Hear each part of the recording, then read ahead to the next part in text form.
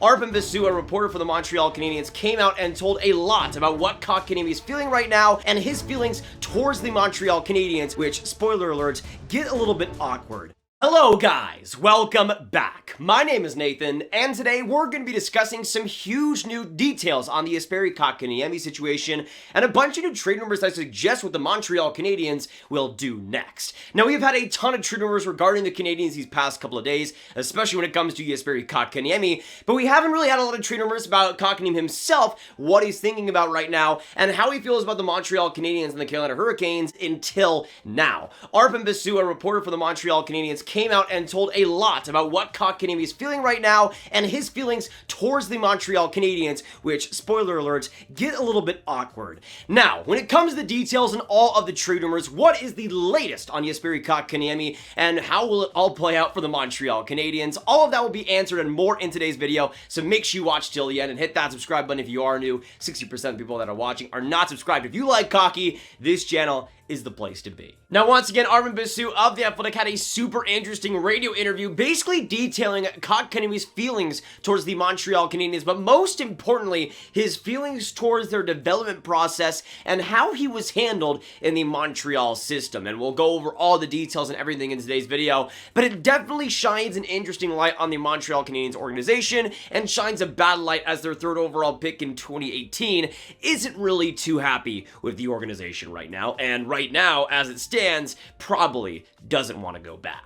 Now, once again, obviously if Montreal can get a top 6 centerman like a Hurdle or a Dvorak with the compensations picks back for Jesperi Kotkaniemi, that is a huge win for the now, and I think is an improvement over Kotkaniemi, at least for these next couple of years for sure. But at the same time, Kotkaniemi's feelings towards the Montreal Canadiens, I think are super important for future prospects coming onto the team, and also just the system that is in place with the Montreal Canadiens. And again, when it comes to his actual thoughts, there is a lot that kind of gets a little bit interesting when it comes to Montreal's development process and how they actually go about things with their younger players. Obviously, we saw in this past playoffs that overall some younger players like Nick Suzuki got heavy ice time, while others like Kotkaniemi and even Romanov at the start especially didn't get much trust nor opportunity to start out the playoffs. Now, when it comes to the actual quotes from Arpon Basu about Kotkaniemi's thoughts, this again is super fascinating towards Kotkaniemi's feelings in Montreal, especially with the way that his development was handled, which is, I think, is the most important part about this story and a big reason why he could be just wanting to go to Carolina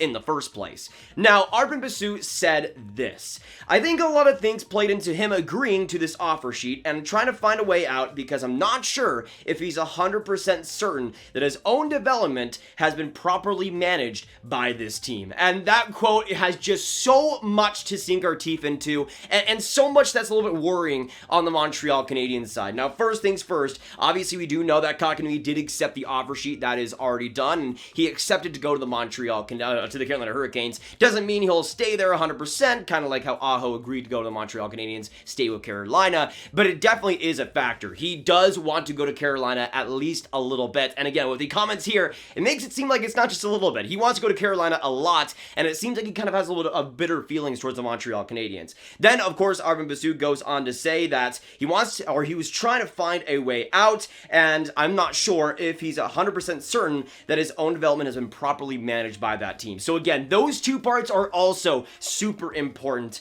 and trying to find a way out. That is a huge, huge bomb right now. Trying to find a way out isn't really a great thing for a third overall pick who was drafted just a couple years ago at 21 years old. To already be trying to find a way out because of how his development was managed is a bad sign for the Montreal Canadiens and the prospects coming in, and especially for some European prospects. I mean, looking at the potential feelings of Kotkaniemi there, that's not the greatest news in the world, and it seems like, again, Kotkaniemi was not happy with how he was handled and really played in Montreal. Now, there's quite a few ways that personally I can look at this Kotkaniemi mood towards the Montreal Canadiens. The first way I look at it is, I don't think Kotkaniemi necessarily is saying that he deserved a better opportunity or he needed a better opportunity to truly thrive. I think what he also could be saying is that his development, just purely in the positions he was put in, were not up to what he wanted. Maybe he wanted to go back to the Liga in his first season. Maybe he wanted to get some proper development back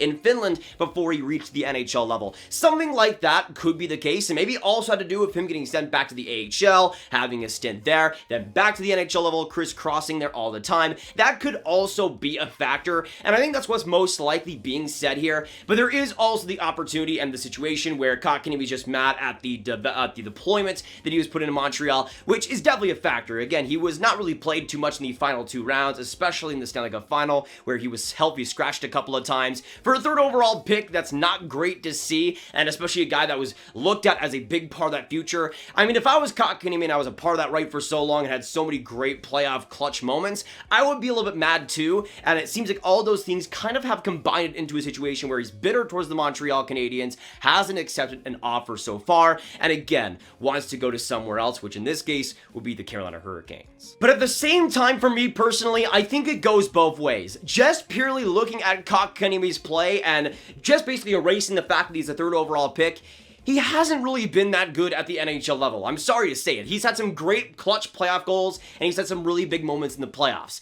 But where really has the regular season success been? Where has that consistency been on a daily basis? It seems like that hasn't quite been there yet. And I can get being kind of mad at the deployment or the development in the first couple of seasons, but he's now 21. He's starting to get a little bit more up there, and he's starting to kind of reach the prime of his career. Now, again, I can still get getting mad at deployment and development there, but at the same time, he also should be backing it up by results, and if he truly wants to want a better spot or a bigger spot in the lineup, he does need to be better. To me, that's a big problem as to why Kotkaniemi hasn't quite fit in Montreal, why he didn't really get a huge opportunity in those last couple of rounds, because they were so important. And even though I personally would have given Kotkaniemi just a little bit more of a shot, at the same time, it's not like he was just breaking games and destroying other teams like Nick Suzuki has so far. Now, Jim Parsons of The Hockey Writer makes a fantastic point here in this next paragraph that I think pretty much sums up a lot of my thoughts, and he says this: there were rumors that Kotkaniemi wasn't happy being a healthy scratch, and that perhaps the Canadiens didn't have the faith in him he thought they should. It will be interesting to see if the Canadiens match how he'll feel going back, especially since he can't be traded for a year's time after an offer sheet is matched. And those are some excellent points, most notably the fact that Kotkaniemi can't be traded for another year if he's matched. And if these rumors are true, which coming from our Basu, he's a really credible person in the hockey world, I think it is true. If these are true, how do you match the offer, bring a guy that's so disgruntled back and obviously doesn't want to be in your development program anymore? How do you bring that guy back and not be able to immediately trade him? To me, if the Habs were immediately able to trade him and put him to another team and still get some assets back, then sure, I think matching would be the smart decision, but that's not what's happening here. They would have to trade him a year ahead of time, if any time, and by that time, he could have all of his value depleted, especially if he's unhappy in Montreal. He wouldn't be probably putting 100% into his play and would be disgruntled at the team. So for me personally, I think these rumors and these really conversations with Jesperi Kotkaniemi pretty much prove to me the fact that the Canadiens probably aren't going to match him, and I really don't see the Canadiens actually matching that offer and bringing back Jesperi Kotkaniemi at this point. With the way he feels and the way he feels about the organization feeling that his development was botched in Montreal, I doubt that Kotkaniemi would want to be back for another year, and I doubt the Canadiens would want him back either. But you know what also makes this situation just so much scarier for the Habs is that recently we have heard confirmation from Kevin Kurz that Tomas Hertl does want to stay with Montreal, at least, or not with Montreal, with San Jose for the start of this next season, and maybe there could be a trade deadline deal in place, but that would be a few months ahead of time, and Christian Dvorak could be a guy that Montreal would have to desperately overpay for. So at this point, when it comes to the center market, it's almost a complete lose-lose for the Montreal Canadiens. Yes, you get rid of Jesperi Kotkaniemi, and you probably aren't going to be able to get a great replacement or somebody that will be an amazing second-line center this offseason at least. You might have to wait till at least the trade deadline. That, to me, is just horrendous. I would still like Christian Dvorak as the second-line center, but especially if Tomas Hertl is not going to be traded for, I think the Montreal Canadiens are going to be in a really tough spot. They're not going to have that second-line center. They're going to have Jake Evans and Riley Paling, which I think are solid guys, but aren't going to be up to that level yet, and making the playoffs in that Atlantic division is going to be a really tough thing. And Tomas Hertl also mentioned mentioned to a Sheck article that he wanted to go to a contending team, and he does have a modified no trade clause, so he could say, if Montreal wants to get him, and even if they're in the playoff race by the trade deadline, he could just say no to Montreal and go to some other contending team. And let's be honest, teams like the Bruins would desperately want a guy like Tomas Hertl, and if you're Hertl, I think the Bruins are a much better bet to go on. So for me, it's almost almost a complete lose-lose for Montreal right now. And even though you do get a first and a third back, honestly, at this point, Montreal's best route might be to just kind of stink next year, maybe get a top 10 pick, especially, again, if they can't get a Tomas Hertl or even a Christian Dvorak, it makes things extremely tough.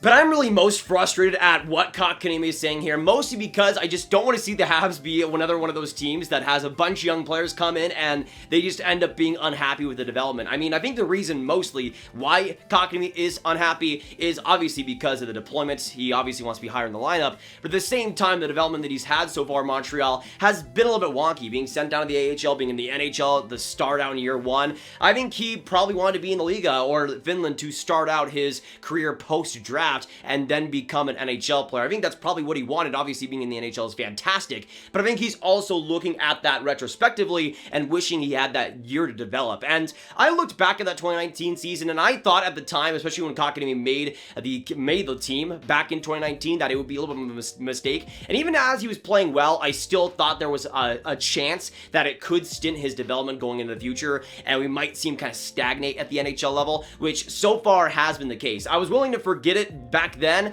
but now since it's come up again, it kind of has to be said that for Montreal, especially playing him in year one, might have been good for the short term, but for the long term, it's obviously set Kotkaniemi for a little bit more of a disaster and a situation where he just hasn't developed into the third overall pick potential that Montreal wanted him to become, especially as a center and especially drafting for positional need hasn't really worked out for them so far. But another reason why I'm just so disappointed with how the Kotkaniemi situation has been handled is just the fact that Montreal's first round luck has been just so incredibly bad over the last really decade and a half. You got guys like Alex Galchenyuk, obviously now Jesperi Kotkaniemi, so many more that just have not really panned out. Obviously you have some others like Cole Caulfield who are going to be fantastic. Nick Suzuki wasn't the Habs first round pick, so that does not count. But just looking at the first round picks that Montreal has picked over these past few years, it's been rather disappointing to see the outcomes of a bunch of these guys just not really work out with the Montreal Canadiens. And obviously the Canadiens have done a great job in terms of depth and getting big guys and obviously trading for big guys like Nick Suzuki, but at the same time the first round luck hasn't really been there, and it really sucks to see for Montreal how that 2018 draft worked out, because obviously you got Romanov in the second round, which is great, but the third overall pick, you could have had Brady Tkachuk, you could have had Quinn Hughes. The talent that was available at that spot is pretty miraculous looking back, and the Montreal Canadiens especially I think would want to redo. But at this point I think it's pretty much all but confirmed that Montreal will let Jesperi Kotkaniemi go, and even at that point they're still going to have a ton of tough decisions on their hands who to get as a second line center, if they're going to get a second line center to replace him. We shall see, but I think at this point, especially with how Kotkaniemi feels, I doubt Montreal's going to bring him back and have him for another season.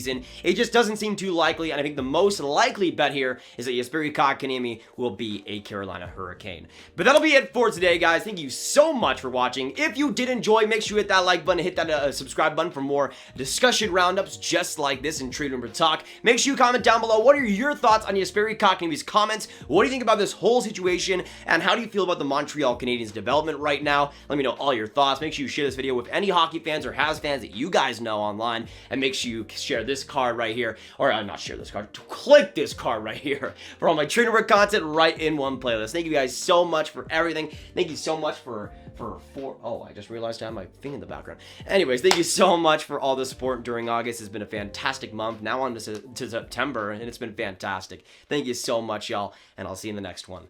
Goodbye.